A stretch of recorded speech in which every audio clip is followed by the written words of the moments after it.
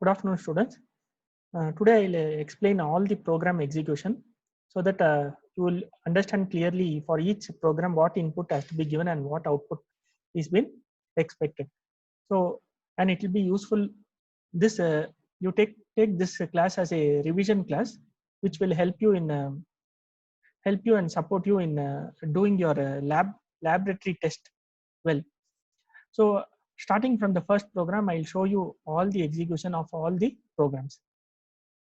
First, the first program is student program. So I have it here. So here, this is the first program. So here it accepts student details, USN name, branch and phone number. And two member functions are there for displaying and taking the student details as well as displaying it. So this is the program. So now I'll run the program and show you the execution. So first it'll ask enter the number of students. I'll just show you for one student.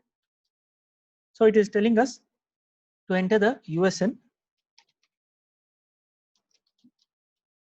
Next, name, branch and phone number. And after I enter, the details are being printed here. These are the details. The first student's USN, name, branch and phone number. So if you do the same for the same thing will go for 2 students, 3 students. It depends upon the number of students you details you want to give. So this is the execution of the first program. Now your first program has two parts. That is one is your student database. The next one is your stack operation. So going to the stack program.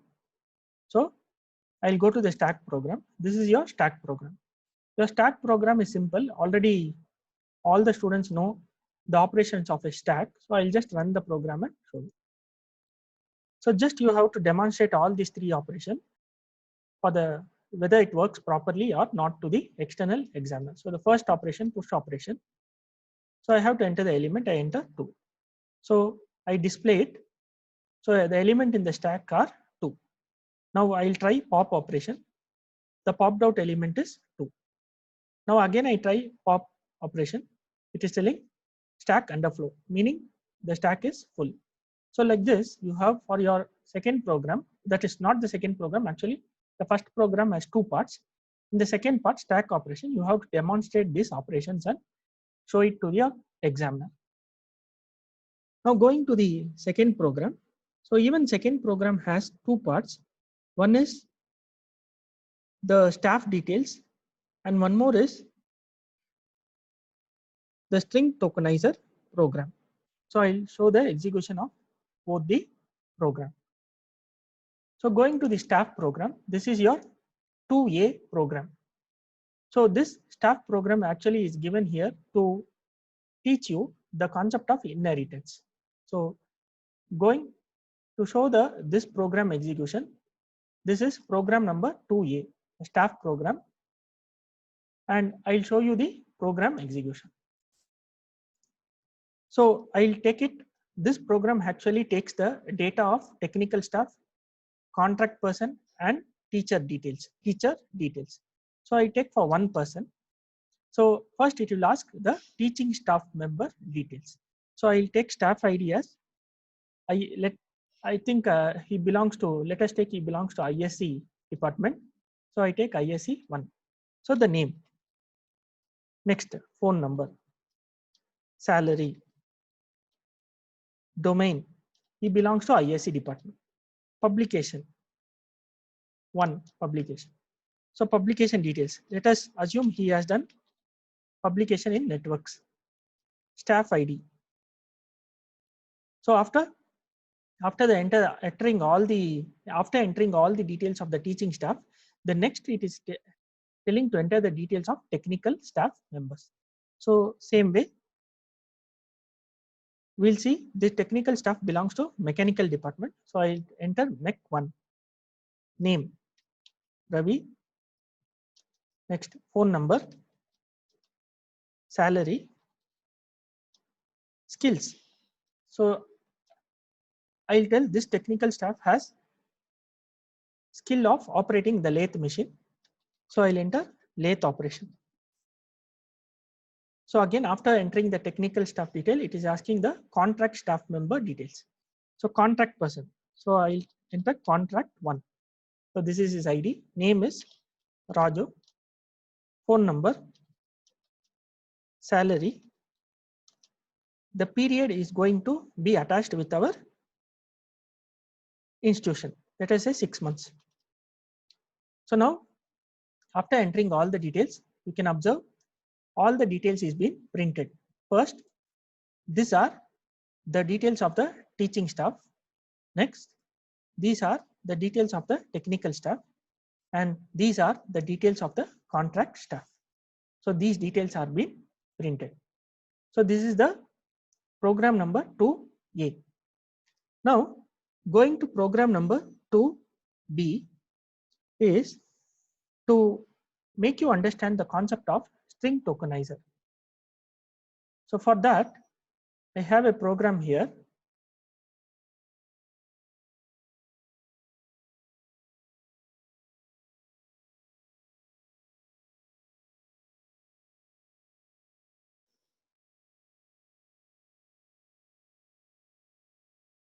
It's named as customer. So now here, this is the program that tells you or explains you the concept of string tokenizer. So by executing this program, I'll tell you actually how the program works. So first you have to enter the number of customers. I'll go for one customer. So you enter his name. Next, you enter his date of birth. So I have used the string tokenizer for the date as backslash. So 03 is the day, 09 is the month, 1985 is the year. So I have separated this month, day and year by using a backslash. Now the output is this date has to be separated month wise, day wise and year wise with a comma. So see the output. The name is being displayed Santosh, comma. The day, month and year are separated by using a comma. So this is what is the output of this program. And it also demonstrates the working of string tokenizer. Now going to the third program. The third program is your division program, which tells you the importance of exception handling using try and catch block. So I'll try to execute this program and show it to you. So here there is a try block and here there is a catch block. If any error occurs in this particular part of the code, that is caught by the caught block, and the program, the other part of the program is executed without any interruption. So the main idea, as I told you in the regular explanation, the main idea of try and catch block is if at all any part of your program there is an error arises, such type of code you include in the try block, and those errors will be caught by the catch block. And your further program, even though if the error occurs, it will not be abnormally terminated, but your program will be executed successfully. So this is the usefulness of try and catch block. So if I show here the output of this program, it is asking for enter two integers. Let me enter 4 and 2. So the result is 2, that is 4 divided by 2. The answer is 2. And the program is executed successfully. Now I'll show you the same program with one more input, 2 and 0. Now there is an exception that has occurred, that is divide by 0 error. That error has been successfully caught by the catch block, and it is also telling the divide by 0 error has occurred. And further, after that error has occurred, the program is abnormally not terminated, but the remaining code in the program is successfully executed, and then the program successfully completed execution. And the error is being caught, which we can see later what is the error, and we can see what has to be done so that the error never occurs. Okay. That is this program execution of 3A. Now going to the program third B. So your program third B is multi-thread, the concept of multi-threading. So this is your program third B. So this is your multi-threaded programming which teaches you the thread concept. So I'll show this, the program, the execution of this program. So let me show you for one thread. So if I run this program, what is the actually execution of this program is there are three threads here. The first thread generates a random number. Here the number generated is 2. The second thread finds the square of that number, that is 4. The third thread generates the cube of that number, that is 8. So this is a very simple program. So here in this program, the two ways of generation of threads, that is the runnable interface as well as by extending the thread class. Both the methods I have taught. The first thread extends the thread class, and the second and third threads implements the runnable interface. So both the methods of thread creation I have explained here. So have a look at it and then try to understand the program. Now going to the fourth program. The fourth program is your quicksort program. Okay. Now the fourth program is quicksort program. And first, before running this program, I'll just tell you, you have to be very much 100% you should know the quicksort algorithm to understand this execution of this program. So after you understand what is partition and how a partition is created and how the elements are sorted and how the pivot element is exchanged with the other elements for creating the partition. So once you have a clear idea of what is this algorithm is, so you can go for the program execution. So here first I have to enter array size. I will enter 5. So the 5 elements are randomly generated, okay, because we are using a random number generation here. The 5 numbers are randomly generated. So these are the 5 numbers that are being generated randomly, and then those numbers are being sorted in ascending order. So by using quicksort program. So this is the execution of the program, and the time needed for sorting is also being displayed, 6000 nanosecond. The time needed for the program for execution is also being displayed. So this is the execution of the program. The next program is merge sort program. The same thing, but the logic differs. The quicksort logic and the merge sort logic you should know in advance. Okay, the concept is the same, that is arranging the numbers in ascending or descending order. But the logic, how quicksort works, how merge sort works, that differs, and the exact logic you need to explain to the external examiner. So the same way, I'll enter the array size. Let me go for 6 numbers now. So 6 numbers are randomly being generated. These are the 6 numbers that are being randomly generated, and those numbers are being sorted here. Okay, and the time needed, the time spent in sorting those numbers are being displayed here. Okay, so this is the merge sort program, execution of merge sort program. Now going to the next program, that is the 6th program. So 6th program has again 2 parts.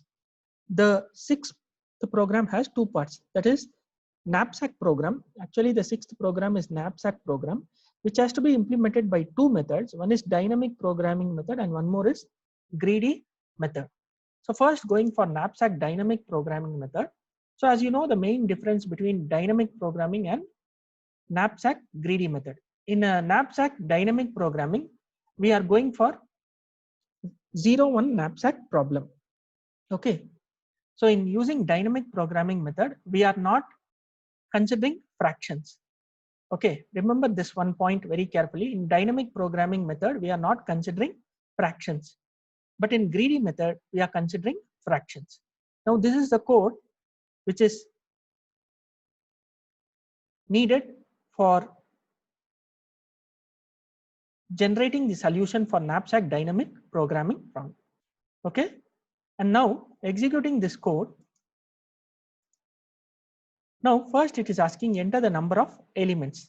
So I'll take 4 elements. Now the weight of each element has to be entered.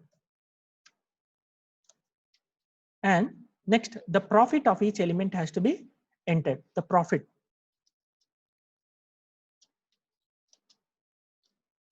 Next, the bag capacity has to be entered. And next, the output is being selected, generated. The maximum profit is you can get by adding the items is 37, and the items that are added is 1 to 4. And remember very carefully here, this is dynamic programming concept where fractions are not considered. Knapsack dynamic programming. See the name itself, the knapsack dynamic programming. So this is the code. Now going for the part B, that is knapsack greedy method. See, I have given the name itself as knapsack greedy method. So I'll execute this program with the same input. Just see what is the difference. So again, it is telling enter the number of items, 4 items, the weight of each item, and the profit of each item. The input remains the same. For both the program, the input remains the same. The bag capacity, that is 5. But you will see the output slightly differs. The profit there was 37, but here the profit here is 38. Okay, the profit here is 38 because the items added are 2, 4, and 3. So the second and fourth item are added fully, but the third item, the fraction of the third item is being added. Okay, because the third item cannot accommodate fully in the bag, so the fraction of the third item is being added, and the profit obtained is 38. And you can observe the profit obtained here is more than the previous program, because there in knapsack dynamic programming the fractions were not allowed, but here fractions are allowed. So the profit attained also is more. Now this is the execution of the 6th program. Now going to the 7th program. The 7th program is Dijkstra's algorithm. Okay, I'm going to the Dijkstra's algorithm. So you know the Dijkstra's algorithm is a single source shortest path algorithm. So first, remember all of you, you need a simple graph here which has to be written by you, and for that particular graph you have to generate a adjacency matrix. Okay, only if you have a graph and an adjacency matrix you can run this program. So it's a single source shortest path algorithm which finds the distance from the source vertex to all other vertex, the shortest distance. So this is the code. Okay, now I'll run the code. So when I run the code, so I have taken a simple graph here with 4 vertices, and the weighted matrix for that is 0, 3, 5,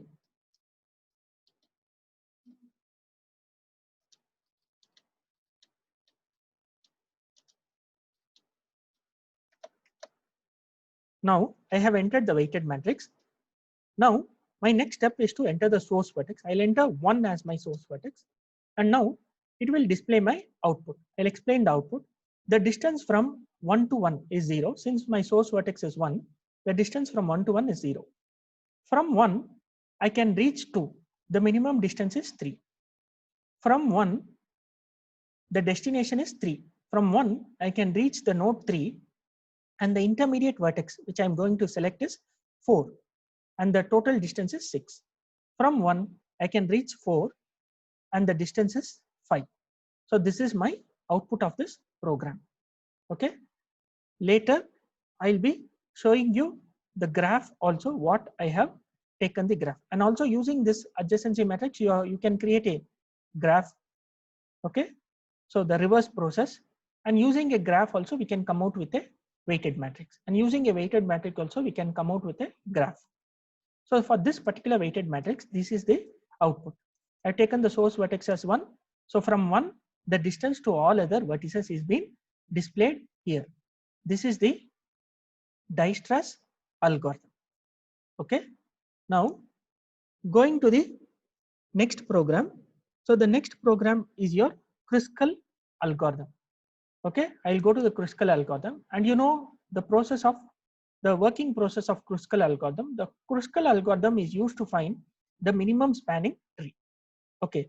Now, even for Kruskal algorithm, you need a graph, and for that particular graph, you need a adjacency matrix. Only then you can run this program. So first, see, as you see, the Kruskal algorithm is asking enter the number of vertices in your graph. I'll tell it as 4. The next thing is it asks the adjacency matrix. So I'll enter the adjacency matrix.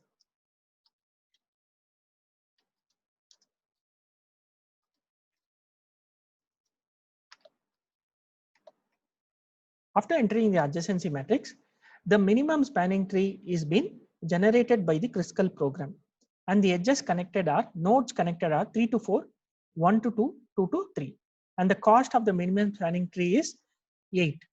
And you know what is a minimum spanning tree? All the vertices should be connected, and the number of edges are, and the number of edges will be number of vertex minus 1. That is the minimum spanning tree. Okay, this is the output of this program. Now, the next program is your Prim's algorithm. The Prim's algorithm also works in the same way as Kruskal algorithm, but the logic is different. But the goal of Prim's and Kruskal algorithm is both are same. That is finding out or coming out with a minimum spanning tree. But the logic how it works is different. Now, the answer that is generated by both Prim's and Kruskal algorithm must be same, but the logic is different. Now, just now I explained the output of Kruskal algorithm. Now I am going to show the output of Prim's algorithm. So I'll run the Prim's algorithm. So first again, here as you know, it asks the number of vertices in the graph. So I'll enter the same graph which I entered for Kruskal algorithm, so that let us see whether the output generated by both the Prim's and Kruskal algorithm both are same.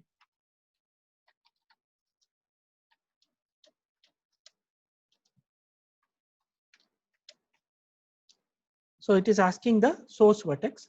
I'll enter it as 1. So again, the Prim's algorithm generates a minimum spanning tree of cost of 8, and the edges nodes connected are 1 and 2, 2 to 3, 3 to 4.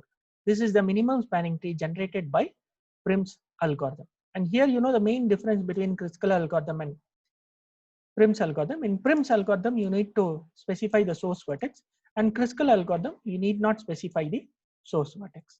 So this is the execution of Prim's algorithm. Going to the next algorithm. So the next algorithm is program number 10, and your program number 10 has two programs, program 10A and program 10B. And the program 10A is Floyd's algorithm. So I have come to Floyd's algorithm here.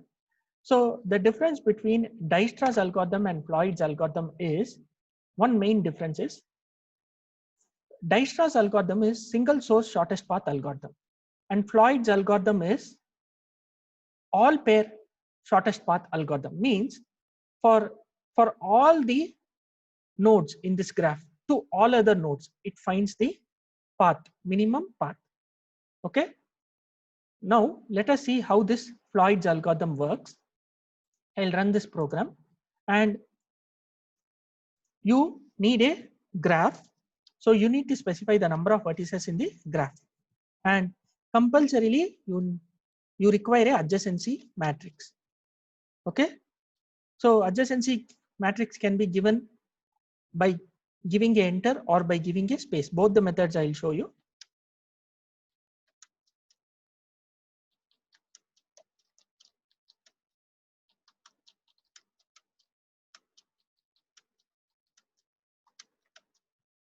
So now this is the actual output of your program. Okay. For this particular graph, this particular row tells you the shortest path from 1 to 1 is 0, 1 to 2 is 3, 1 to 3 is 6, and 1 to 4 is 5. And what this particular row tells you is the shortest path from 2 to 1 is there is no path. If there is no path, then it tells 999. So the path between 2 to 1 is there is no path, so 999. The path between 2 to 2 is 0, 2 to 3 is 4, and 2 to 4 is again 999, meaning that there is no path that connects the nodes 2 and 4. Similar way, here for this particular graph, the node 3 has no outgoing edges. So for node 3, 3 to 1 it is 999, 3 to 2 it is 999, 3 to 3 is 0, and 3 to 4 it is again 999. Means because the node 3 has no outgoing edges to any other nodes. So it is like this. Similar way it goes for node 4. So this is the output of this program.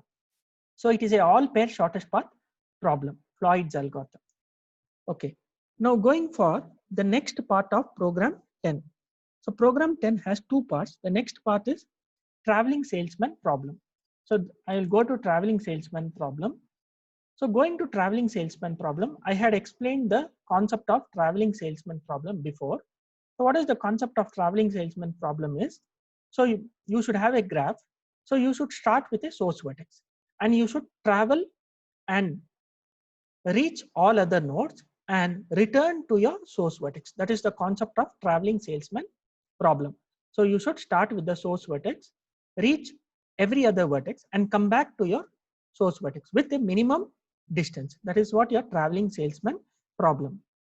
So like that, you should have a graph here. So it is telling enter the number of cities. So means it is nothing but the number of nodes.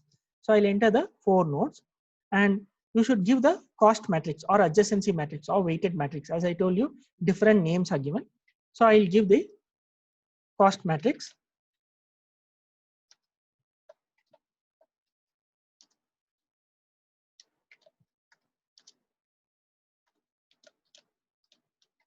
So I have given the cost matrix. So the tour, the distance of traveling from the source vertex 1 to 1 is 35. This is the minimum distance. This is the minimum distance. So from 1, it has gone to node 2, from 2 to 4, 4 to 3, and from 3, it has come back to 1. So this is the optimal tour. Okay. So this is your traveling salesman problem output. Okay. Now I have finished with the program 10. Now going to program number 11 is your sum of subset problem. So here, as I taught you in the normal theory class, what is a sum of subset problem? So here is the code for that program. Okay, I'll execute the program and show it to you. Okay, run the file. So it will ask enter the number of elements in the set. First it will ask enter the number of elements in the set. So let us enter 3. So I'll enter the elements in the set. So I'll enter 5, enter a positive integer 5. So from the set, when you choose the numbers that when you sum it up forms 5. So those numbers are 2 and 3. So 3 plus 2, the answer is 5. That is a sum of subset problem. So this is your output. So if you take some other choices, 3 plus 1 gives you 4, 3, 2 and 1 gives you 6. So that and all is not our aim. So we have to choose the item from the set whose sum comes out to be as 5. So that number is nothing but 2 and 3. Okay. So I have explained this program. Okay. So now I have completed with totally 11 programs. The 12th program, that is Hamilton cycles, I will explain coming Thursday. I'll explain. Then I'll show you the execution of that program. So this is actually like a revision class, like how the student should execute the program. Now, how I'll show you just one more step of how did I created these programs in my NetBeans. So I'll just stop sharing it. Before that, I'll just tell you how to create a new file. Okay. Now, suppose this, I'll minimize it. Suppose now you have to create a new project. How will you create it and run your programs? I'll show you. Now go to file. Here there is a file menu.